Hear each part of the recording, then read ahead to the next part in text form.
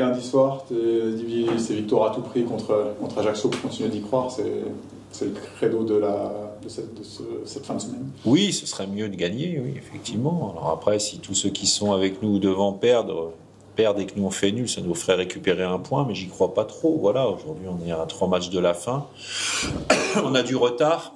Si on veut combler ce retard, faut gagner des matchs. Hein. Je veux dire, ceux qui sont devant, ils ont quelque part un droit à l'erreur, parce qu'en plus on n'a pas un goal average favorable par rapport à Guingamp notamment. Donc oui, il faut tout faire pour gagner, avec une équipe qui n'a pas assuré encore mathématiquement son maintien, mais ce sera bientôt le cas. Parce qu'il faudrait vraiment que ça aille très très vite derrière, ou très fort derrière pour revenir sur eux. Donc, mais une équipe qui a fait un superbe parcours, je dirais depuis notre match aller, parce que suite à notre match et la victoire qu'on avait pu aller chercher dans les arrêts, dans la fin de match, c'est une équipe qui derrière a eu un superbe parcours et qui s'est mis en très très bonne position pour se maintenir. Donc voilà, à nous de récupérer de la fraîcheur, de faire ce qu'il faut, trouver de l'efficacité aussi offensivement en gardant la même solidité. Et voilà, c'est des banalités, mais la difficulté, ça reste quand même d'enchaîner aussi nerveusement lundi, vendredi. Quand vous jouez Lorient et quand vous jouez le haut du tableau, vous y laissez un peu des plumes quand même psychologiquement et ça fatigue. Voilà, j'espère qu'on aura bien récupéré, qu'on sera prêt. Ce serait le moment de retrouver aussi la victoire au Parc des Sports. Là, il en reste 2, ce serait... Oui, ça se mourrait bien, quoi. Effectivement, on a une période très faste, avec 5 victoires d'affilée sur la phase aller, sans prendre de but. C'est plus compliqué sur 2025, on va dire, mais voilà, on va tout faire. Enfin, en tout cas, c'est le bon moment pour retrouver le chemin de la victoire et bien finir avec la réception d'Ajaccio et de Grenoble aussi. Donc voilà, à nous on a aussi notre destin en main pour faire une très bonne fin de championnat, puis après on verra bien en fonction des résultats des autres, parce qu'il y a aussi dans les confrontations directes du haut du classement des matchs intéressants pour nos adversaires. Cet objectif de la 5e place, on sait que la montée en Ligue 1, ce n'est pas l'objectif numéro 1 du FC Annecy actuellement. Donc, quelle valeur donner à cet objectif d'accrocher une 5e place ? L'objectif prioritaire, encore une fois, il est atteint, largement atteint. Et je dirais même qu'il faut... J'invite tout le monde à faire la moyenne de points qu'on a aujourd'hui, à diviser 45 par 31, voir la moyenne de points et à regarder ce que ça fait sur 38 matchs, parce qu'avant c'était 38 matchs ou même 34. Donc aujourd'hui, la saison, elle est déjà presque réussie. Après, je vais prendre l'exemple de Rodez. Vous pouvez très bien faire les playoffs, et puis la saison d'après est beaucoup plus compliquée. Donc parfois, l'opportunité, il y a des opportunités qui ne se représentent pas forcément tous les ans, ou parfois vous pouvez avoir une opportunité qui semble irréalisable, ou en tout cas complètement... ou largement au-dessus des objectifs d'un club, parce que c'est la réalité, hein, c'est le cas, faut pas se tromper. Mais en même temps, vous pouvez pas la négliger, à la fois parce que vous êtes compétiteur, et puis à la fois parce que vous savez jamais quand est-ce qu'elle se reproduira. Moi, j'ai pris cet exemple-là avec les joueurs. J'ai eu la chance de faire la finale de Coupe de France en 93. 93, j'avais 24-25 ans. On a pris 3-0 contre le PSG, on a fini à 8. La déception passée, je me suis dit, 24-25 ans, j'en rejouerais bien une ou deux. Et puis, la seule fois où j'ai pu atteindre un niveau à peu près convenable, c'est il y a 2 ans avec le FC Annecy, donc presque 30 ans après, pour une demi-finale de Coupe de France contre Toulouse. Donc, ce qui se présente, le train, parfois, il passe pas 2 fois, hein, c'est une expression, et parfois, il faut savoir monter au bon moment dedans. Et si c'est le cas, autant le faire. Voilà. Et s'il y a d'autres problématiques qui se posent, il sera toujours temps de les étudier à ce moment-là. Mais une chose est sûre, c'est que cette opportunité se présente à partir du... Alors déjà, il faut la faire par étapes, il faut déjà finir 5e, ce qui n'est pas fait. Une fois qu'on serait 5e, il faudrait battre le 4e. Si c'était le cas, il faudrait battre le 3e. Et après, il faudrait battre le 16e sur un match aller-retour de Ligue 1. Donc le chemin est long, mais en tout cas, il existe. Il est long, mais il existe.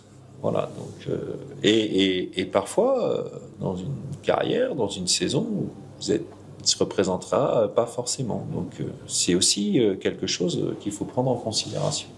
Ça veut dire qu'il y a, comment ça, c'est Annecy, des gens prévoyants, il y a un scénario éventuellement Ligue 1. Voilà. C'est pas le scénario sur lequel on a passé le plus de temps.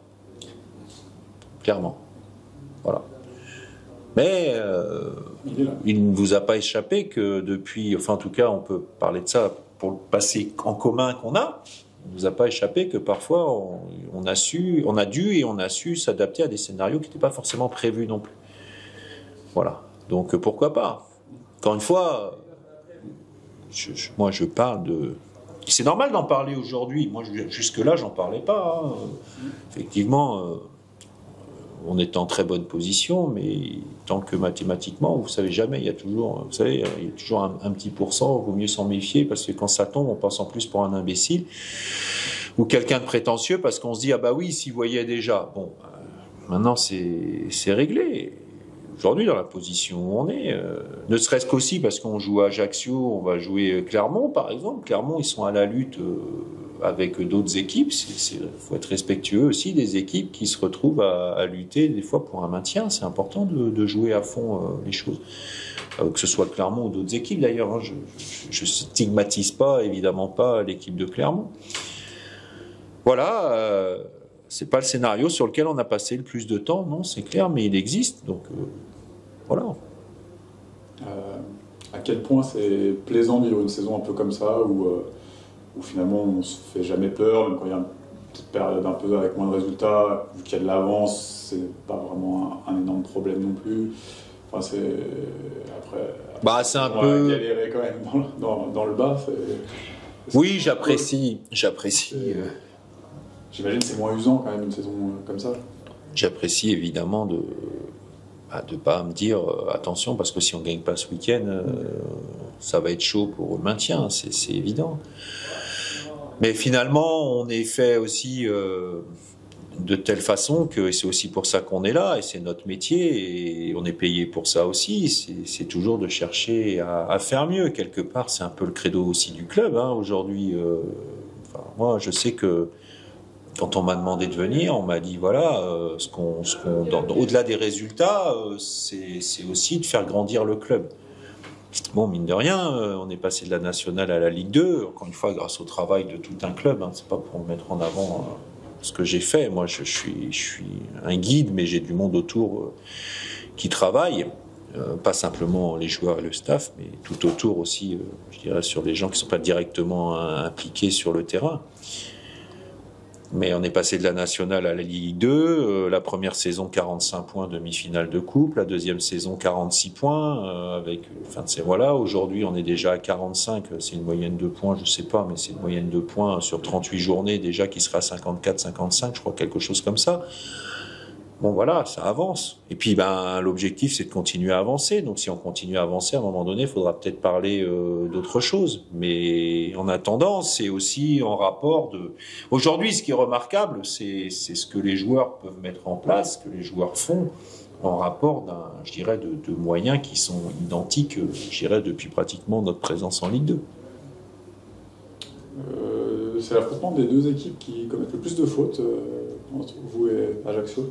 Est-ce que c'est une stat qui veut rien dire sur un match comme ça? Si. Est-ce que tu t'attends à un combat?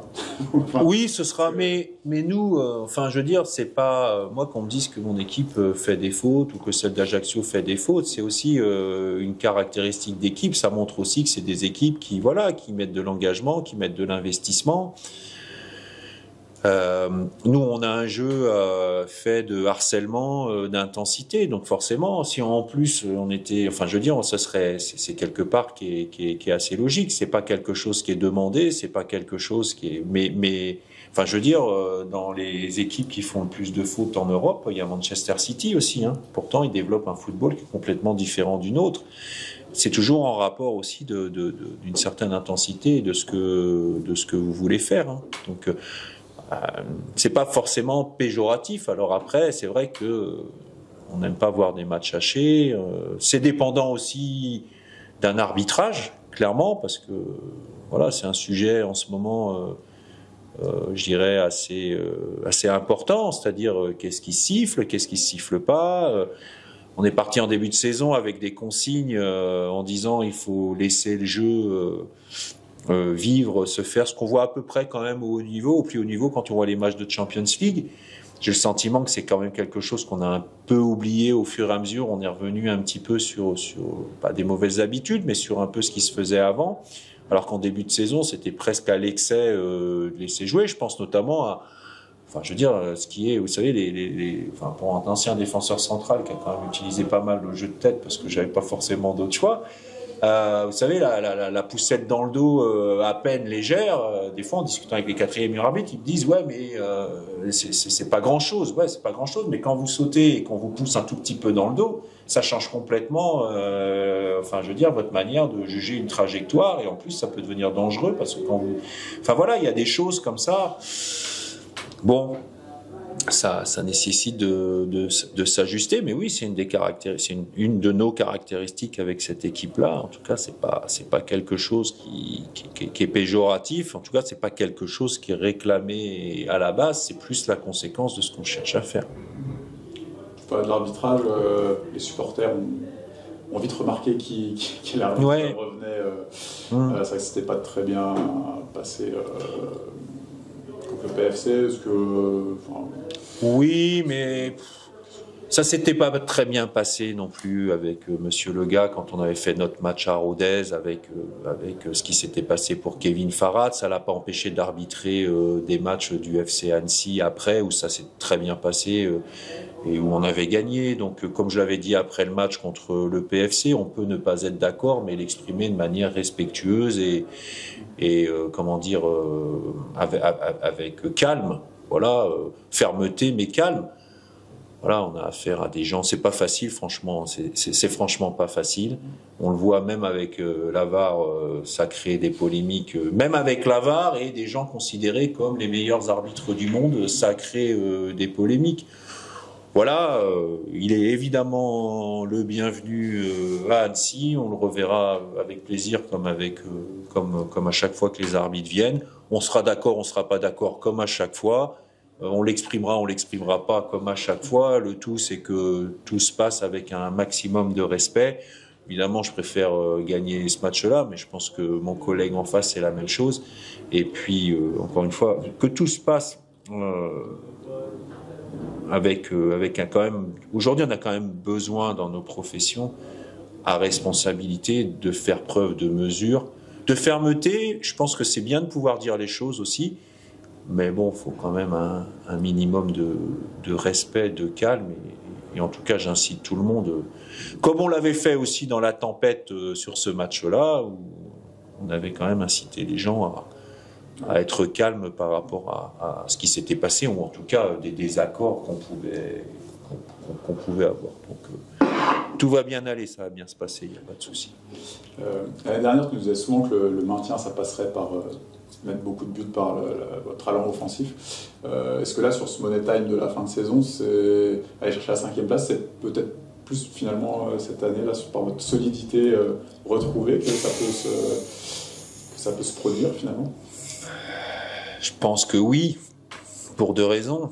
C'est que, effectivement, on a retrouvé une certaine solidité depuis le changement de système.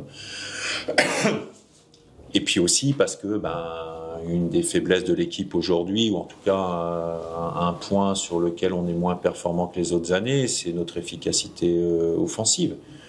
Voilà, On a des joueurs qui ont eu un petit peu plus de difficultés dans cet aspect-là. On remet cette responsabilité sur des joueurs qui, à mon avis, sont un peu trop jeunes pour pouvoir, enfin en tout cas qui présentent pas toutes les garanties de par leur jeunesse, pas de par leur qualité, mais de par leur jeunesse. Pardon, j'ai eu du mal. Mais voilà. Maintenant, c'est sûr. Enfin, c'est la palissade de dire ça, mais quand vous prenez pas de but, un seul suffit pour gagner. Quand vous en prenez 2 ou 3, c'est vrai qu'il vaut mieux avoir un gros potentiel offensif. Aujourd'hui. Notre solidité nous a permis aussi de nous recréer enfin des situations. J'ai revu, je trouve que sur la première mi-temps de Lorient, vraiment, on aurait pu marquer. Eux aussi, mais plus sur des erreurs directes, alors que nous, vraiment, on aurait pu et dû marquer. sur les matchs précédents aussi. Voilà, maintenant, effectivement, d'abord, c'est aussi valable, ce type de situation dangereuse pour nous, c'est aussi valable avec la solidité qu'on affiche aujourd'hui. C'est surtout ça, sur des matchs rapprochés, qu'il faut être capable de conserver.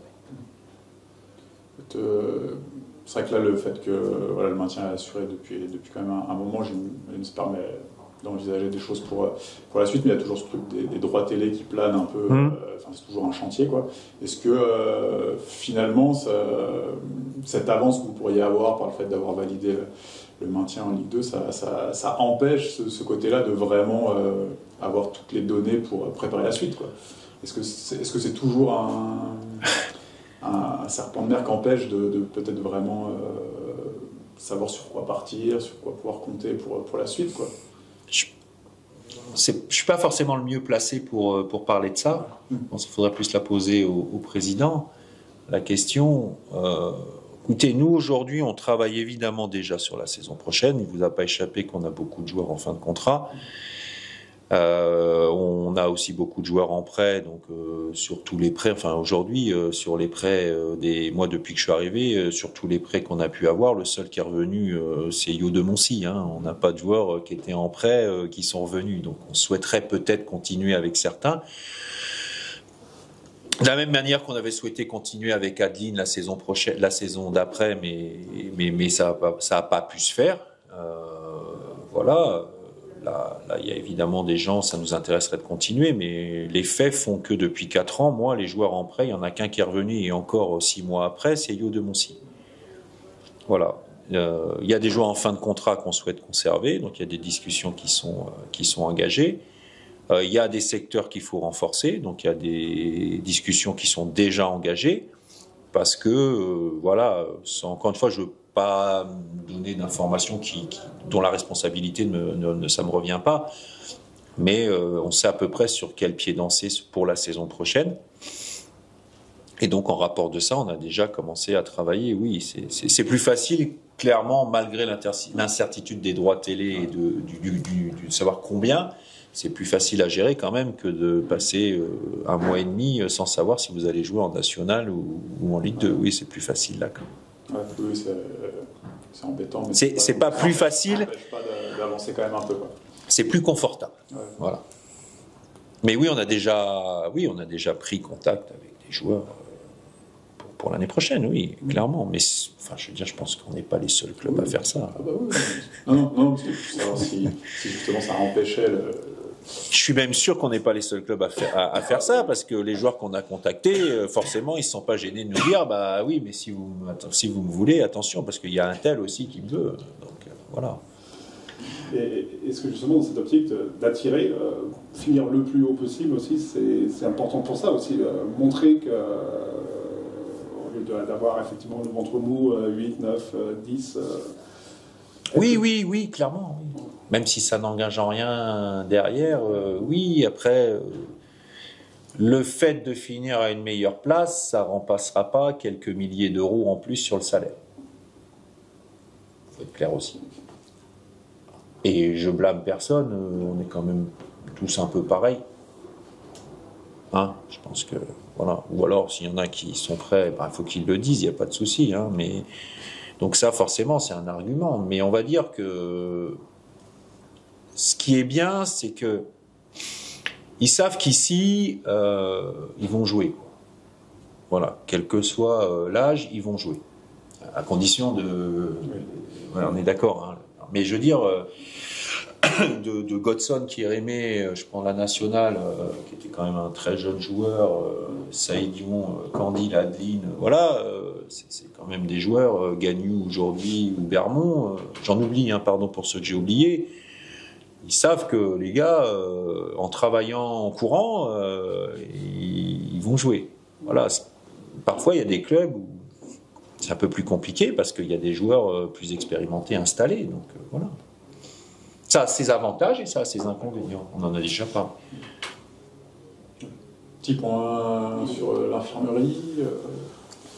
Tout va bien. Voilà. Tout va bien. Gagnou suspendu, mais on récupère Bilmaz. Ouais. Voilà, trouver de la fraîcheur. Donc pour ça, est-ce qu'il faut faire quelques changements ou pas? Je sais pas, je me suis pas... J'ai une idée... Je voudrais de la continuité quand même. Bon, déjà, il faudra trouver une solution différente pour Gagnou parce qu'il n'est pas là. Est-ce qu'il faut apporter encore un peu de fraîcheur, notamment mentale, ou être dans la continuité? Voilà, c'est mon interrogation encore aujourd'hui à 2 jours du match. Mais on va se positionner. En tout cas, les gars sont là, ils sont concernés, ils sont concentrés. En plus, je pense qu'on pourrait retrouver dans le groupe Julien Quadio, donc ça va apporter aussi de la fraîcheur mentale, déjà parce qu'il est comme ça, lui, naturellement, mais en plus, quand vous avez un joueur qui était devenu quand même un joueur important pour l'équipe revient dans le groupe, ça crée toujours une certaine énergie positive. Voilà. Non, tout va bien. Tout va bien. Maintenant, il faut être performant, faut se mettre en mode compétiteur pour gagner un match. C'est le seul qui pourrait revenir, Julien. Les autres, c'est trop... Oui, Paco, c'est encore un peu tôt. Kylian, c'est encore un peu tôt. Mais je suis un peu plus optimiste pour la suite, pour les quelques matchs. Hein. On peut y mettre un S, mais on verra combien derrière. Pour les récupérer, ce sera un peu plus long pour Fabrice Nsakala. Donc, il y a un point d'interrogation en fonction du nombre de matchs qui restent. Mais voilà. Karim qui est blessé aussi. Karim est blessé. Là, j'ai pas parlé des joueurs qui n'étaient pas dans le groupe, mais Karim est blessé, oui, un genou suite au match de l'équipe réserve sur notre synthétique extraordinaire. Bon, ceci dit, il serait peut-être blessé sur un vrai terrain aussi, mais je le souligne à chaque fois parce que c'est important aussi qu'on ait conscience qu'on a un terrain, je dirais, annexe, notamment pour notre équipe réserve, qui malgré le fait que ce soit un terrain récent, c'est pas un terrain qui aujourd'hui présente des caractéristiques de sécurité suffisantes. Voilà, il faut le dire. Et Axel, tout va bien? Ça va aller. Ouais. Et Quentin aussi Quentin, ça va aller. Oui, non, je vous aurais dit s'ils étaient forfaits. Ouais. Je vous dis pas toujours tout. Mais s'ils étaient forfaits, comme je sais que vous observez bien les entraînements pour voir qui est là ou pas là avant la conf. Voilà, non, ça va aller. Ça va aller.